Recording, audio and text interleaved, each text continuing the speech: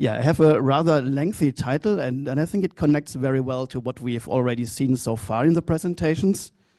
I will try to use that one.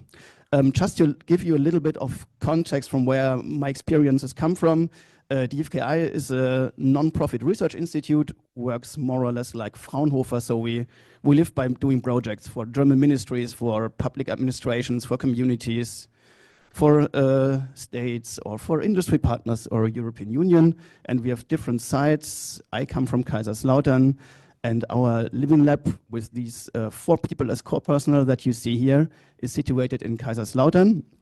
Yeah, and each group of DFKI also corresponds to a group of university. This means we are heavily involved also in teaching and yeah, doing seminars, giving lectures and so on, and we couldn't survive without students. Yeah, for us, the whole topic of smart city or working in smart regions is yeah, has gained a lot of attention in the last 10 years simply because we have more and more data at hand. This means we can use whatever kinds of algorithms. They only work when we have data, and we have more and more data in cities. Not really sure if we have a smart administration and a smart stadium, but it's just for matters of illustration. And we are also motivated a lot by the need for transformation, as we've already heard in the first talks. So we face a lot of tricky challenges. There's climate change, there's a demographic challenge. We have also more and more democratic challenges. I think we're all aware of that, and I think that's also should be an important part of this whole conference here. We also have kind of spontaneous crises, like we had heavy floodings in Rhineland-Palatinate and North Rhine-Westphalia some years ago with hundreds of people dead. We had a pandemic, we have a war in Europe, we have the consequences with refugee movements, energy supply, and so on and so on. So I think we all feel the need for transformation, and we are, I think, in a role as people working closely with cities that we can make a difference, and at least we should try to foster more transformations. We are, I hope, pretty smart in DFKI, but we are always depending a lot on the experts in the different domains. That's why we are always working interdisciplinary and transdisciplinary. These are the partners we work most with, also with Urban Tech Republic in Berlin. We have a cooperation contract, and everything that they develop, we won't be able to use in the other way around. Also Metropolitan Region Rhine-Neckar, and also many cities and institutes. For us, this is essential to learn about the problem context, because technology is one thing, being able to develop algorithms and being aware of how to work with data is one thing, but I think the main issue is to understand the problem and to understand the responsible stakeholders in the domains.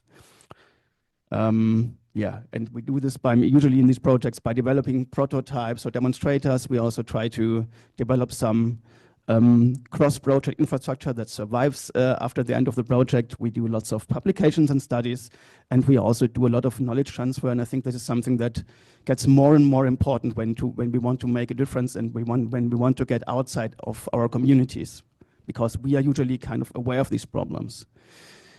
Yeah, I think this picture fits perfectly well into especially the last presentation that we heard from Maurice and Alexandra. Governance is a huge issue, and I think one of the findings was technology is not the problem, and this is absolutely our experience in the projects in the last 20 years. So the biggest part of our work is not related at all in applying any digital tools. It's about when we have a problem, what kind of indicators is relevant for this problem? What kind of data does exist for this problem? Does this data exist? Who is responsible? What does responsibility mean at all? Are people willing to do that? And this is extremely tricky, and this is a decisive factor for all of the projects that we do. And then, of course, there's also nasty work of data management, data integration, and so on and so on. Probably in the end, we also sometimes do AI. I don't mind if the label fits or not, but this is really something that we learned. And on the one hand, this is pretty nasty, especially if you don't write these efforts into your project proposals. So always put a lot of requirements analysis and data management into your projects. But on the other hand, it also gives you a chance to talk to all these stakeholders and to have an impact on these stakeholders. So it's nasty, but it's also a chance. And yeah, what we wanted to do in the last years is to get a better insight in where are we able to have an impact when we do our projects. Because usually we love to have a specification, then we develop whatever kind of algorithm, we do an evaluation, and that's it. So we didn't really care too much as a research institute about the real life impact. And this changed a lot. And we've chosen to use a policy cycle as a model that describes political action by governments. And this is usually arranged like that. So you have these different phases. You have a problem identification and formulation, then probably this problem occurs on the political agenda. Then somebody formulates a policy how to solve this. Somebody implements it. That's where usually we come into play. Then we evaluate it, and then a problem is solved or it's reformulated. And I will now try to elaborate a little bit on all these phases and show some projects and some findings for each of them. Yeah, so first of all, we recognized or found a problem. I think it's rather obvious that by means of digital methods, we are pretty good in analyzing data. We can find relations, we can find patterns. And even if a problem is already known, we can help people to get a better understanding of the different problem dimensions and their relations. And sometimes it already helps a lot just to show the facts without doing any analysis. Like one of my favorite examples where we had an impact in Kaiserslautern, our smart city efforts, because we are also part of the MPSC project, is when people constantly complained about you have never a chance to find a parking place in this city, and you just show them the numbers collected from the parking garages for 5 years, and you tell them there's always free space. Really, there was only one weekend in Christmas. So just by presenting facts instead of just leaving people with their gut feelings, it can help a lot in the discussion, because I think we as scientists, fact-based discussions are very helpful sometimes, and just presenting data can already make a huge difference. And I think we should also take this account when we develop digital twins. We have to present data in a way that's easy, understandable, and that doesn't require a lot of expertise knowledge. And we should allow these results or these presentations to be used in different contexts too. One example for that, we are in a big project funded by the Carl Zeiss Stiftung. It's an interdisciplinary project called Aging Smart. And the idea is to develop a decision support system that helps urban planners to make better decisions, given the fact that we have this big population group of baby boomers that's going to retire in the next years. And that's a huge group in Germany, I think all over Europe. And this will make some kind of difference. Will these people all move into the inner city? Will they move outside? So we had city sociologists that did a lot of questionnaires and tried to find out how are these people planning their lives? What are their demands regarding health, mobility, culture, and so on? And the idea is to build a system, you could call this a twin, that integrates all the relevant data for the urban planners, so population data, climate data, data about city finances. This is crucial because you can have the greatest ideas, but if you're Kaiserslautern, you have no money. So you can't do anything. And you can have the idea to build multi-generation homes for people. If you have no money and no place to build, you have no chance. What's the cultural supplies? What are long-term strategies of cities? And we try to integrate all of this into a system that tries to support urban planners by means of describing what is scenarios, so simply showing where are these baby boomers living. It's surprising for me, we have 7 partner communities, how much people are not aware of things going on in their own cities. So this also doesn't require AI or simulations, it just shows you what is, and that's already a support. Also because even if you have some simple means to visualize different dimensions of a problem, this can already be a support. But we also try to simulate what-if scenarios. So what would be the possible impact if you do a replanning of a specific quarter, for example. Yeah, we also applied a little bit of AI, but in this case, it was really only to find trees from Earth observation data. So this was more or less simply integrating data, but not with a lot of AI, simply also because the amounts of data are simply not enough to apply real AI in the standard city context if you don't work on image data. So yeah, what we did in the end is what we always do as computer scientists. We have a real-world problem and an application context. We try to represent this in our system by means of data, by means of existing models, by means of new models that we develop. And in the end, there's a system, whether it uses AI or not. And we always did this as computer scientists. And in the last years, suddenly the term digital twins showed up. Of course, I'm using this also on my own.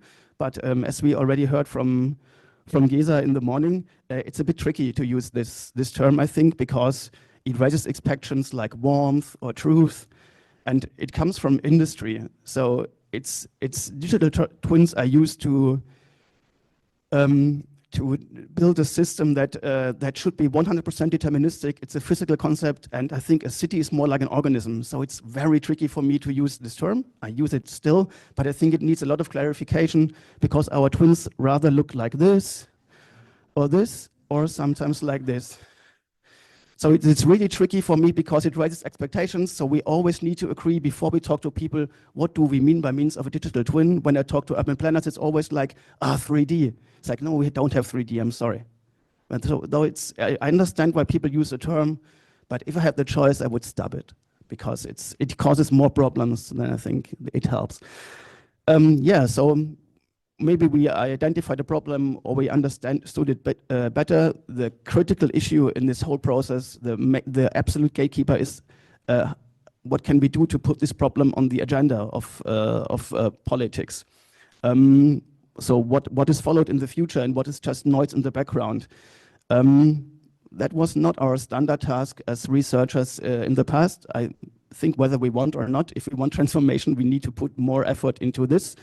And we were able to get a nice project last year also from the Carl Zeiss Stiftung, where the motto was, we have to come from knowledge into acting. Because I think for a lot of the problems that we face in cities, we know enough about these problems. It's not that we require the 1% more knowledge about the problem that brings politics into acting or society.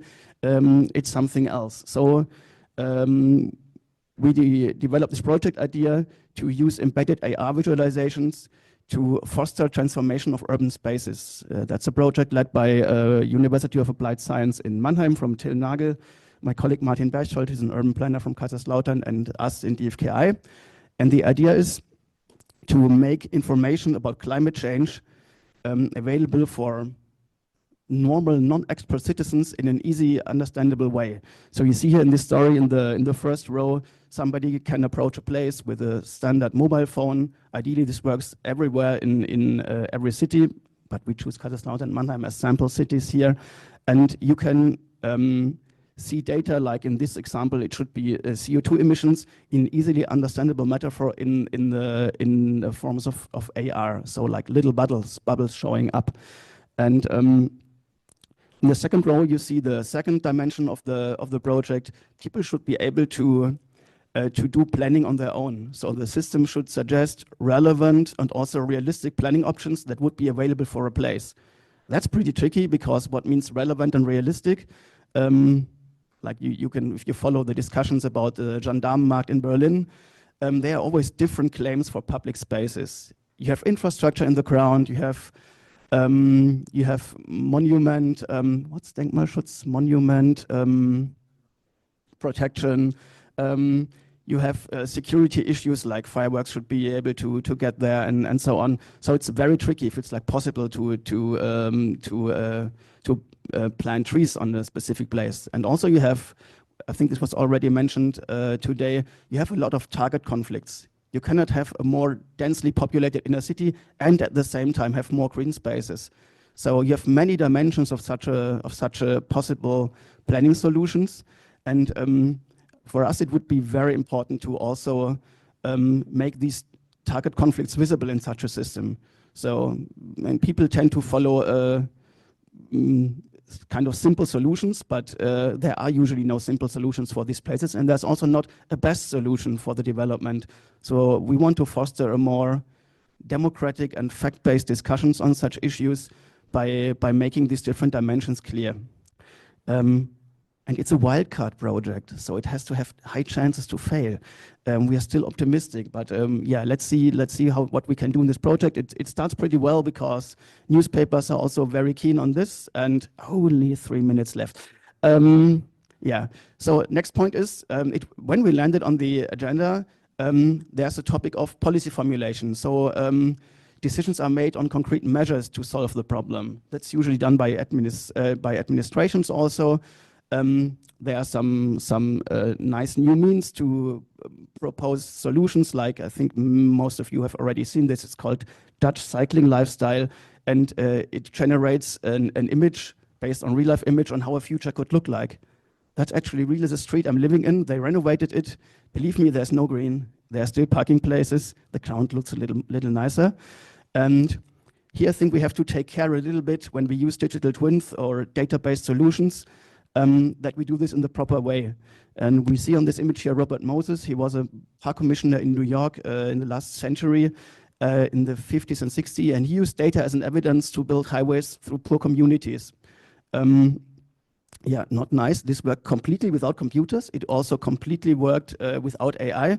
So we always have to take care not to use data or so-called facts as a basis for planning that massively impacts people. So there was a big movement against this. Jane Jacobs is a popular person who fought against this so-called technocratic planning, and she put people in the center of development again with her ideas. I think something we already heard today. That's not only because Palatinate is beautiful, but the Hamburg Castle, because here the German data security responsibles met in 2019, and they have developed the Hamburg Declaration on AI. And I think many of the points that you see here, these are demands for when using AI in the context of city development. They also apply for anything we do with digital twins. So we should be transparent, comprehensible, and explainable. We must avoid discrimination, and so on. It's very important because people are very suspicious usually when technology is applied. I think they're totally right.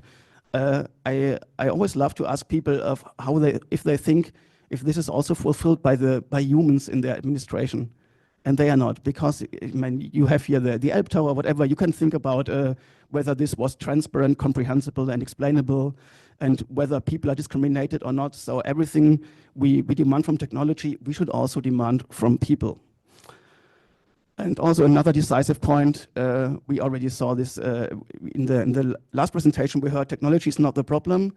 I think also technology is not the solution. Many aspects when we want to have more sustainable cities mean that we need different behavior of people. And I think technology is only a smart, very, very small influence on that. If we look at this model, capability, motivation, and opportunity have an influence on behavior. We have a little bit of possibilities to provide more opportunities, but we have to be realistic on that. Like, it's not a matter of technology if everyone wants an own car or not, for example.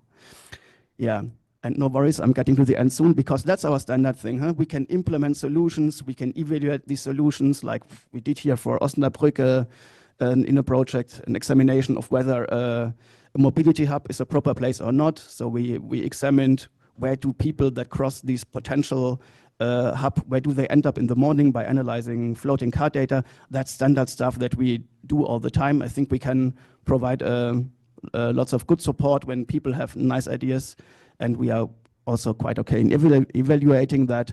But I think we should put more effort in these first 3 phases of a policy cycle, because yeah, when people have good ideas, we are very good, I think, in supporting them.